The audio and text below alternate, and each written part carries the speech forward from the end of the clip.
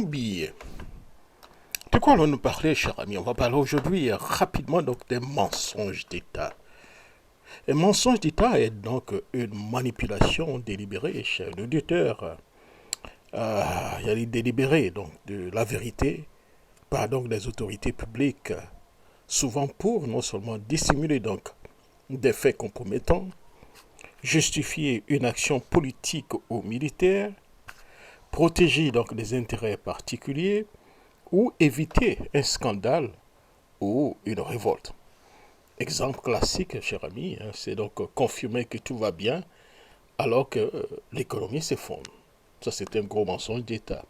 Nier une fraude électorale flagrante ou même dissimuler l'arrestation illégale ou l'exclusion politique d'un opposant, comme certains le font aujourd'hui en Côte d'Ivoire. Donc, dans ces conditions, cher ami, l'exclusion de M. Tidiane Thiam n'est pas donc une simple erreur administrative. C'est un mensonge d'État orchestré pour neutraliser un adversaire politique gênant. Voilà donc, cher ami, ce que nous pouvons dire. Alors, nous avons connu tellement de mensonges d'État, on peut faire un pot pourri. Alors, je vous laisse au moins écouter beaucoup donc, de mensonges d'État ou bien certaines choses, certaines affirmations qui tirent vers donc, le mensonge d'État. J'ai été un visiteur du soir, j'ai été l'ami d'Alassane. Qu'est-ce qui s'est passé? Je voudrais consulter un grand marabout pour me dire ce qui s'est passé. Pour que Alassane Ouattara m'ait fermé l'accès de la Côte d'Ivoire. Je suis inquiet pour la Côte d'Ivoire. Voilà un homme qui s'appelle Alassane Ouattara. Un homme intelligent. Un homme qui a du prestige. Un homme qui a été formé par Houphouët-Boigny. Choisi par Houphouët-Boigny. Comment cet homme, dont tout le monde sait qu'il est d'origine voltaïque puis burkinabé, comment cet homme peut se permettre de dire que Tidiane Thiam n'est pas ivoirien? Un homme dont le père a été ministre d'Houphouët-Boigny, un homme qui est le filleul de papa Houphouët, un homme qui a grandi à la maison du père, c'est-à-dire d'Houphouët-Boigny. Comment cet homme, tout d'un coup, n'est plus ivoirien? Non mais enfin, on est dans quel monde? On est dans quel monde? Mais Alassane, je m'adresse à lui. Tu oublies que tu as... Bédier t'a combattu au nom de l'ivoirité. J'ai été à tes côtés. Villepin était à tes côtés pour te défendre. Il faut que tu le saches, tu n'as pas oublié Alassane. Et voilà que maintenant, au nom de ce dogme, tu veux interdire à Tidiane Thiam d'être candidat à la présidentielle. Mais on est dans quel monde? Mais il est apprécié des milieux financiers mondiaux. Il était dirigeant d'une grande banque suisse. On devrait être fier de l'avoir comme candidat. Alors, il élimine... Gbagbo est éliminé. Le pauvre, il a payé de 10 ans de liberté à la CPI. Rentré au pays, maintenant on le condamne? Non, mais il a payé sa dette. Vous êtes d'accord? Il a payé sa dette, 10 ans à la haie. Soro est éliminé. Gbagbo est éliminé. Blé Goudé est éliminé. Et voilà Tidiane Thiam, mais il va se présenter contre qui? Contre des fantômes? Même M. Ouattara, qui était Premier ministre à cette époque, ne voulait absolument pas entendre parler de la succession de M. Bédier, la succession constitutionnelle, c'est-à-dire une succession sans élection. Exactement. La Constitution disait qu'en cas de décès du président de la République, c'est le président de l'Assemblée nationale qui devient président de la République. Clair. C'était clair, c'était voté à l'unanimité, c'était adopté, c'était constitutionnel.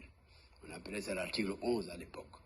Eh bien, à la mort du président Houphouët-Boigny, le même Ouattara, qui était Premier ministre de M. Houphouët-Boigny, en relation, en complicité avec un de nos aînés, paix à son âme, qui s'appelait le président Philippe Yassé, ancien président de l'Assemblée nationale, ensemble, ont voulu empêcher l'application de la Constitution. Oui. C'est comme aujourd'hui, encore le Conseil constitutionnel. Oui. Eh bien, là aussi, je me suis opposé. Oui. Et puisque j'étais secrétaire général du PDCI, nous avons réussi, avec les membres du bureau politique et tous les militants, à dire c'est l'application de la Constitution ou rien. D'accord. Et nous avons réussi à imposer, à faire appliquer la Constitution, et nous avons fait une transition pacifique et sans effusion de sang. D'accord. Ne vous en faites pas.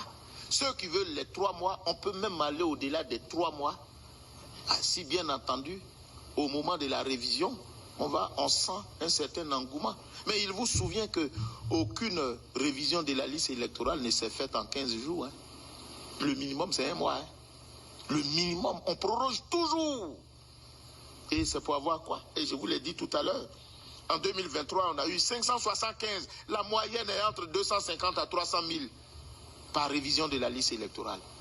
Donc voilà pourquoi nous disons que le tout n'est pas d'ouvrir nos guichets annuellement, le tout c'est de sensibiliser la population. Lorsque cette population sera suffisamment sensibilisée, mais nous allons le faire autant que faire se peut. Si en 2025, il n'y a même pas de doute là-dessus et que les choses se fassent, se feront correctement et qu'il y a un engouement, nous allons le faire. Mais il est bon de préciser, vous permettez, il est bon de préciser qu'il ne faut pas voir seulement l'enrôlement en tant que tel, mais une révision de la liste électorale, il y a toute une batterie d'opérations derrière. Il y a toute une batterie. Parce que quand on finit de collecter les données, il faut les traiter. Il faut expurger la liste de toutes les personnes qui sont décédées, de toutes les personnes qui sont déchues de leurs droits civils et politiques, les photos qui ont été mal prises, les saisies qui ont été mal faites. Et c'est à l'issue de cela que nous faisons ce qu'on appelle l'affichage, qui est suivi du contentieux. Le contentieux qui a un certain délai. Et c'est à la suite de quoi nous publions la liste électorale définitive. Donc vous comprenez avec nous qu'il y a d'autres étapes qui se font, mais c'est quand même une année.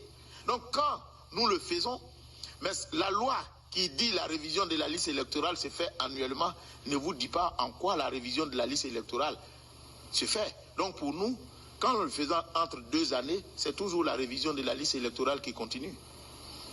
Voilà. Quand nous le faisons à cheval entre 2 années, c'est toujours la révision de la liste électorale. Quand nous publions la liste définitive en 2025, mais c'est toujours la révision qui continue. On aura dit qu'on a fait la révision de la liste électorale. Maintenant, si vous souhaitez que la période de collecte des données soit prorogée, mais nous, on n'a même pas de problème. Lorsque vous allez montrer, vous allez faire la preuve sur le terrain de la sensibilisation de nos concitoyens, mais vous prêchez à des convertis que nous sommes, nous allons ouvrir nos guichets pendant longtemps pour collecter le maximum. Quand on me demande, mais Monsieur le Président, quelles sont vos ambitions en ce qui concerne la collecte des données, j'ai dit c'est 4 500 000. Et je vous l'ai dit tout à l'heure, si nous prenons 50 personnes journellement, pendant 23 jours, on collecte 13 millions de personnes, alors qu'on n'a que 4 500 000. Alors, il y a quelque chose qui m'a frappé aussi, et je m'en voudrais de ne pas en parler. Par exemple, moi, quelqu'un peut estimer, ah mais tiens, ce monsieur, il a de bonnes idées. Je voudrais qu'il descende dans le jeu, qu'il soit candidat, ne serait-ce que parce qu'il aura tous les projecteurs devant lui, aura l'attention de la nation et ses idées peuvent passer. Mais je ne peux pas être candidat. Pourquoi? J'ai passé 35 ans, je ne peux pas être candidat. Parce que M. Ouattara, en 2020, en plein Covid, va écrire un code électoral seul, alors que le code électoral de 2000 avait été voté par référendum. C'est pas le plus grave. C'est grave, hein, mais c'est pas le plus grave. Le plus grave, c'est quelle est la nature des réformes. M. Ouattara décide seul. Alors que l'évolution de l'histoire, parce que quand on fait les réformes, là, c'est l'histoire qui le demande. C'est parce qu'on a vu des choses qu'on dit, bon, ça, il faut corriger. M. Ouattara décide seul que parce qu'il y a des candidatures fantaisistes, personne ne lui a rien demandé. Que désormais, on va mettre un parrainage citoyen. Lequel parrainage citoyen fait basculer la logique du vote, de la logique du suffrage universel. Donc, je peux élire, je peux être élu, au principe du suffrage censitaire, le cens étant un impôt à l'époque. Et en fonction du cens que vous payez, eh bien, vous pouvez prétendre à diriger. C'est le suffrage censitaire. Or, le parrainage citoyen, quand vous regardez sa difficulté, les moyens qu'il vous demande, le parrainage citoyen élimine toute une partie du corps citoyen. Deuxièmement, il décide de rehausser le montant de la caution de 20 millions à 50 millions. À partir de ce moment-là, la gouvernance de la Côte d'Ivoire va basculer dans le plan d'une oligarchie. Ceux qui vont gouverner durablement en Côte d'Ivoire, ce sont des gens, ce sont des puissances d'argent. On a arraché au peuple de Côte d'Ivoire son pouvoir. Voici ce qui s'est passé dans le code électoral. C'est grave de conséquences. Et donc, demain, là, quand on aura les moyens d'avoir des réflexions apaisées, la Côte d'Ivoire a pas de 40 000 milliards de dettes. Quand on dit qu'on ne veut pas de candidature fantaisiste, moi je me demande comment on peut considérer des dettes aussi fantaisistes, des comportements aussi fantaisistes, et s'autoriser soit à être candidat et refuser que des gens qui sont sérieux potentiellement, qui sont dans le corps de la nation, viennent faire valoir le... C'est comme ça qu'on a éliminé Mamadou Koulibaly en 2020. De façon totalement arbitraire. Nous là, on s'est, pardon de l'expression, mais on s'est tapé des nuits de galère à aller chercher ce parrainage citoyen. Il n'y aura pas d'exclusion de candidats, car c'est ce qui provoque des tensions. Oui, le temps de l'exclusion est terminé. Ceux qui excluent les candidats pour pouvoir rester au pouvoir, ce n'est pas mon genre. Je suis pour la démocratie. Et tout le monde pourra être candidat. Et les Ivoiriens choisiront le candidat à même de répondre au mieux à leurs préoccupations. Donc arrêtons de faire peur aux Ivoiriens par des langages vraiment irresponsables. Et je dirais même irrespectueux. Parce que c'est croire que les Ivoiriens ont oublié ce qui s'est passé en 2010. Mais voyez-vous, nous n'avons pas oublié ce qui s'est passé en 2010. Je sais que je suis écouté partout, sur les réseaux sociaux. Il est ingrat. Il est ingrat. Il est ingrat. Il est ingrat. Je vous dis pourquoi il est ingrat. Je vous dis pourquoi il est ingrat. Tidjane Thiam était en France. Il n'avait plus de papier, aucun papier, zéro papier. Je dis bien zéro papier. À part ses papiers français. Il n'avait rien, absolument rien. C'est Alassane Ouattara qui a instruit les institutions parce qu'il ne savait pas que le monsieur avait perdu sa nationalité. Il ne savait pas que le monsieur avait acquis la nationalité française à sa majorité. S'il l'avait su, il lui aurait conseillé autre chose. C'est lui qui a facilité son retour en Côte d'Ivoire. Comment c'est lui qui a facilité ton retour en Côte d'Ivoire?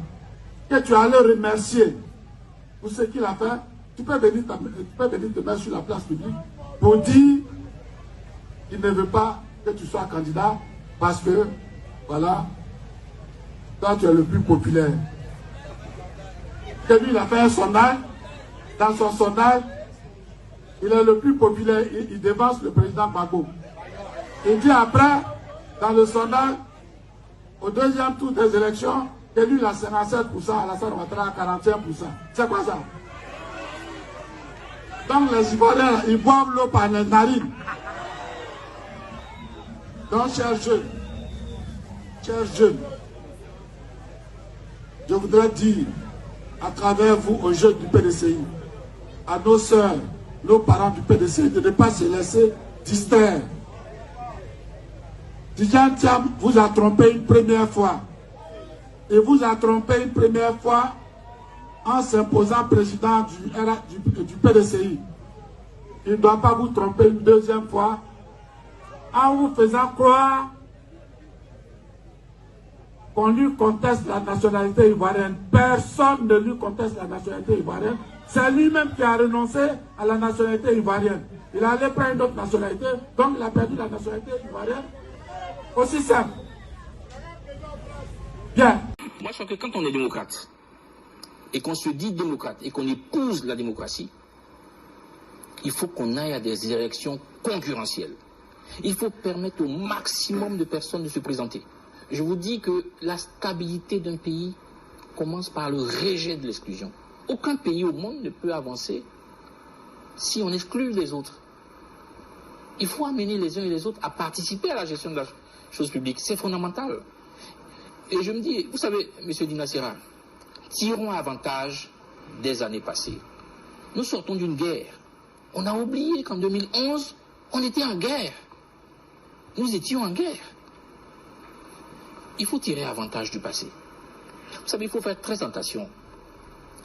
Les commissions électorales, lorsqu'on les politise, on les institutionnalise, on les rend dépendantes.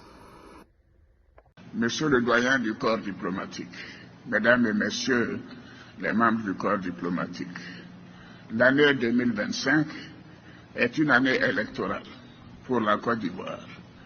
Ce processus électoral qui a été enclenché en octobre 2024 avec la révision de la liste électorale verra l'élection présidentielle en octobre 2025. À cet égard, je voudrais dire qu'il y a 5 ans, exactement en 2020, j'indiquais au corps diplomatique qu'il était de mon intention de ne plus être candidat parce que j'estimais qu'il fallait passer la main à une nouvelle génération. Aujourd'hui, je peux vous dire que j'ai bien fait d'accepter la proposition de mon parti. À la date d'aujourd'hui, je n'ai pas encore pris de décision, mais je peux aussi vous rassurer que je suis en pleine santé et désireux